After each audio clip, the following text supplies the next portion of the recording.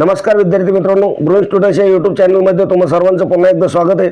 विद्यार्थी मित्रांनो, मुंबई उच्च न्यायालय भरती 2025 यासाठी आपण महत्त्वाच्या प्रश्नपत्रिकाची सिरीज घेऊन आलेलो आहोत। त्यापैकीच आजची प्रश्नपत्रिका आपण भूगोल या संपूर्ण विषयावर घेणार आहोत। तर व्हिडिओ आवडल्यास त्याला लाईक नक्की करा। चॅनलवर पहिल्यांदा आला असाल तर चॅनलला सबस्क्राईब करून घ्या।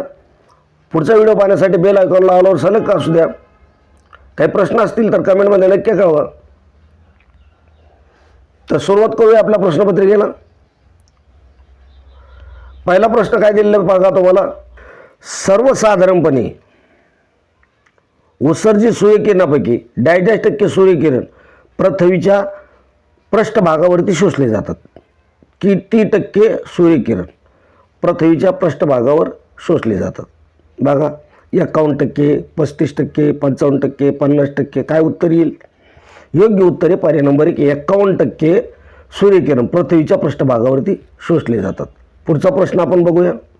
दिवसातील सर्वाधिक तापमान डॅश या वेळेत असते।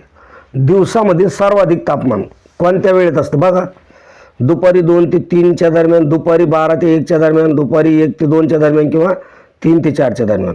दिवसातील सर्वाधिक तापमान कोणत्या वेळेत असेल?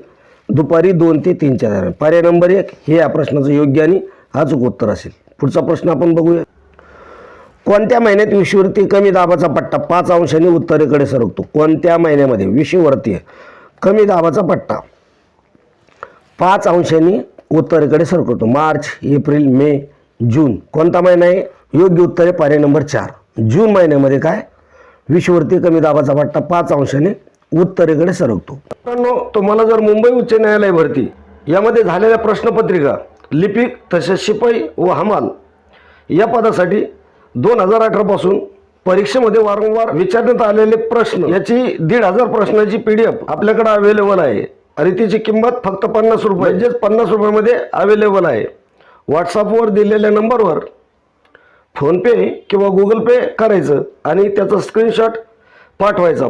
5च मिनिटाच्या आत तुम्हाला PDF मिळून जाईल आणि याचा फायदा येणाऱ्या परीक्षेमध्ये तुम्हाला 100% नक्कीच। पुढचा प्रश्न पहा। कोप्यांच्या वर्गीकरणानुसार हे हवामान प्रदेश काय निर्देशित करतो? काय निर्देशित करतो? उदन कटिबंधीय सावना, उदान कटिबंधीय सावना। त्याबद्दल आपण थोडीशी चर्चा करूया। कोपेनच्या हवामान वर्गीकरणातील ए किंवा AW हवामानाची प्रमुख वैशिष्ट्य काय? बघा, तापमान सर्व महिन्याचे सरासरी तापमान 18 अंश ते 64 अंश फॅरेनहीट पेक्षा जास्त असते। पर्जन्यमान पावसाळ्यात किंवा उन्हाळ्यात भरपूर पाऊस होतो, परंतु हिवाळा प्रदीर्घ कोरडा असतो। वनस्पती हे हवामान प्रामुख्याने गवताळ प्रदेशात सावना आणि सुपानीयुक्त जंगलासाठी पोषक आहे। हे सहसा उष्णकटिबंधीय वर्षावने आणि शुष्क वाळवंटी हवामान अशा प्रकारच्या सीमेवर आढळते। थोडक्यात काय तर ए किंवा AW हे उष्ण, ओले, कोरडे आणि हंगामी पावसाचे हवामान आहे। पुढचा प्रश्न आपण बघूया। ओझोन वातावरणाच्या कुठल्या प्रभागात आढळतो? ओझोन वातावरणाच्या कुठल्या प्रभागात आढळतो? आयनांबर, तपांबर, स्थितांबर किंवा मध्यांबर। योग्य उत्तर काय आहे? पर्याय नंबर 3, स्थितांबर या भागामध्ये आढळतो। पुढचा प्रश्न आहे, तापमानाची विपरीतता म्हणजेच डॅश। तापमानाची विपरीतता म्हणजे काय काय असते? बघा, वाढत्या उंचीबरोबर तापमान कमी होणे म्हणजेच काय? तापमानाची विपरीतता म्हणजे काय? वाढत्या उंचीबरोबर तापमान कमी होणे म्हणजेच वातावरण सामान्यपणे नियमाच्या उलट उंचीनुसार तापमान कमी होण्याऐवजी वाढण्याची स्थिती होय। यामध्ये भूपृष्ठालगत थंड हवेचा स्तर आणि त्यावर उष्ण हवेचा थर असतो। पुढचा प्रश्न आहे, दक्षिण भारतात सर्वाधिक पाऊस पडणारे ठिकाण कोणते? 4 पर्याय तुमच्या समोर दिले। मौसिनराम मेघालय, चेरापुंजी मेघालय, अगुंबे कर्नाटक आणि आंबोली महाराष्ट्र। दक्षिण भारतात सर्वाधिक पाऊस पडणारे ठिकाण कोणतं येईल? दक्षिण भारतात विचारलेलं आहे। योग्य उत्तर येईल अगुंबे कर्नाटक, पर्याय नंबर 3। आता हे मौसिनराम कुठे? मेघालयमध्ये। चेरापुंजी कुठे? मेघालयमध्ये। आंबोली कुठे आहे? महाराष्ट्रामध्ये. हे सर्वच काय सर्वाधिक पाऊस पडणारे ठिकाण आहे.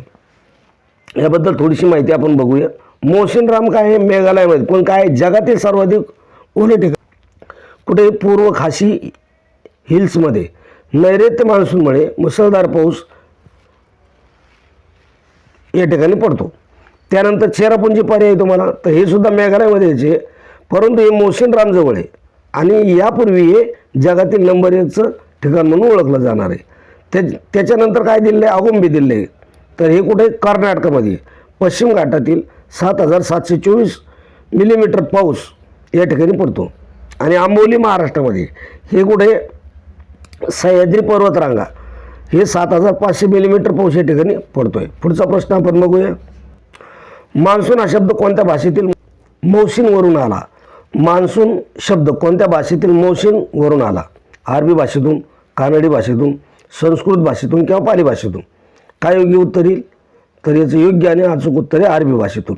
पर्याय नंबर 1. उन्हाळ्याच्या शेवटी केरळ व कर्नाटकाच्या किनारी प्रदेशामध्ये मान्सून पूर्व पाऊस पडतो. त्याला डॅडचा पाऊस म्हणतात. कशाचा पाऊस म्हणतात? वळवाचा पाऊस, आम्रसरीचा पाऊस, गारांचा पाऊस किंवा वरीलपैकी कोणताही नाही. उन्हाळ्याच्या शेवटी केरळ व कर्नाटकाच्या किनारी, तर कोणता पाऊस म्हणते त्याला? योग्य उत्तर आहे पर्याय नंबर 2, आम्रसरीचा पाऊस म्हणतात. पुढचा प्रश्न आपण बघूया. उत्तर भारतीय मैदानामध्ये पंजाबपासून बिहारपर्यंत वाहणारे गरम व शुष्क वाऱ्यांना काय म्हणतात?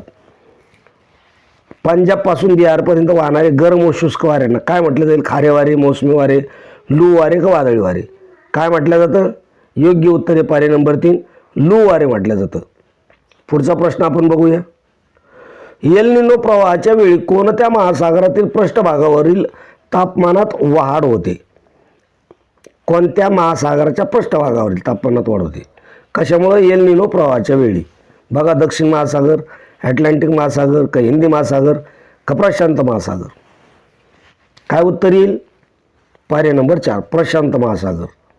एल निनो प्रवाहाच्या वेळी प्रशांत महासागरातील पृष्ठभागावरील तापमानात काय होते? वाढ होते. पुढचा प्रश्न आपण बघूया. व्याकरणमध्ये बघा काय दिले? खालील शब्दाचा योग्य अर्थ ओळखा. शब्द तुम्हाला दिलेले आहे आणि त्याचा योग्य अर्थ ओळखायचा. काय? अवर्णनीय. अवर्णनीय म्हणजे काय? बघा पर्याय काय दिले तुम्हाला? ज्याचे वर्णन करता येणे शक्य नाही असे, किंवा ज्याचे वर्णन करता येते, ज्याचे वर्णन करता येणे शक्य आहे असे, किंवा ज्याचे वर्णन केवळ लिहून करता येते असं, किंवा ज्याचं वर्णन केवळ बोलून करता येते असं. तर काय उत्तर येईल याचं? अवर्णनीय म्हणजे पर्याय नंबर 1, ज्याचे वर्णन करता येणे शक्य नाही असं अवर्णनीय. पुढचा प्रश्न आपण बघूया. खालील वाक्यातील प्रयोग ओळखायचा आहे तुम्हाला. आता वाक्य काय दिलेलं आहे? तू घरी जायचे होतेस. तू घरी जायचे होतेस. कोणता प्रयोग येईल बघा? कर्तृत्व भाव, संकर, त्यानंतर समापन कर्मणी, नवीन कर्मणी आणि चौथा पर्याय प्राचीन कर्मणी. 4 पर्यायापैकी योग्य उत्तर तुम्हाला द्यायचं आहे. तू घरी जायचे होतेस. योग्य उत्तर काय येईल? पर्याय नंबर 1, कर्तृत्व भाव संकर हा प्रयोग आहे. पुढचा प्रश्न आपण बघूया. खालील वाक्याचा प्रकार ओळखा. खाली तुम्हाला एक वाक्य दिले आहे आणि ते कोणत्या प्रकारातलं आहे असा प्रश्न विचारलेला आहे. माझ्या अंगणात चाफ्याचं झाड आहे. वाक्य कोणत्या प्रकारातलं येईल?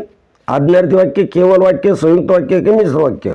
काय योग्य उत्तर आहे? माझ्या अंगणात चाफ्याचं झाड आहे, केवळ वाक्य आहे. म्हणून पर्याय नंबर 2 हे या प्रश्नाचं योग्य आणि अचूक उत्तर येईल. पुढचा प्रश्न आपण बघूया. खालील शब्दाचा विरुद्धार्थी शब्द ओळखा. खाली तुम्हाला शब्द दिलेला आहे आणि त्या शब्दाचा विरुद्धार्थी शब्द सांगायचा. काय? घनदाट. घनदाट म्हटलं त्याचा विरुद्धार्थी शब्द जवळपास 100% मुलांना आला असेल. पर्याय बघा आहे दाट, विरळ, सावली, जंगल. काय येईल? घनदाट. याचा विरुद्धार्थी शब्द येतो विरळ. पर्याय नंबर 2 हे या प्रश्नाचं योग्य आणि अचूक उत्तर आहे. पुढचा प्रश्न बघा. खालील वाक्याचे होकारार्थी वाक्यात रूपांतर केलेले अचूक वाक्य ओळखा. खाली तुम्हाला हे वाक्य दिले आणि त्याचं काय केलेलं आहे? होकारार्थी वाक्यात रूपांतर केलेले. त्याचं अचूक वाक्य काय पहा. वडीलधाऱ्यांचा आदर करू नये. हे काय? नकारार्थी वाक्य आहे. त्याचं काय केलं आहे? होकारार्थीमध्ये रूपांतर केलं आहे. कोणतं आहे बघा? वडीलधाऱ्यांचा आदर करावा. वडीलधाऱ्यांचा अपमान का करावा? वडीलधाऱ्याचा अपमान करावा. आणि चौथं आहे वडीलधाऱ्यांचा आदर करू नये. काय योग्य उत्तर येईल? होकारार्थी वाक्यात रूपांतर केलेलं आहे. वडीलधाऱ्यांचा अनादर करू नये म्हणजेच वडीलधाऱ्यांचा आदर करावा. पर्याय नंबर 1 हे या प्रश्नाचं योग्य आणि अचूक उत्तर येईल. पुढचा प्रश्न आपण बघूया. पुढचा प्रश्न बघण्या अगोदर विद्यार्थी मित्रांनो, मी तुम्हाला एक रिक्वेस्ट करतो, एक विनंती करतो की अजूनपर्यंत तुम्ही जर आपल्या ग्रोइंग स्टुडंट्स या यूट्यूब चॅनलला सबस्क्राईब केलं नसेल तर आता सबस्क्राईब करून घ्या. कारण अशाच प्रकारचे महत्त्वाचे अपडेट्स आपल्या चॅनलच्या माध्यमातून तुमच्यापर्यंत पोहोचली जातील. काही प्रश्न असतील तर कमेंटमध्ये नक्की कळवा. व्हिडिओ कसा वाटला हे सुद्धा कमेंटमध्ये कळवा. तर आजच्या व्हिडिओमध्ये आपण याच ठिकाणी थांबूया. भेटूया पुढच्या अशाच महत्त्वाची प्रश्नपत्रिका घेऊन. तोपर्यंत जय हिंद, जय महाराष्ट्र. धन्यवाद मित्रांनो.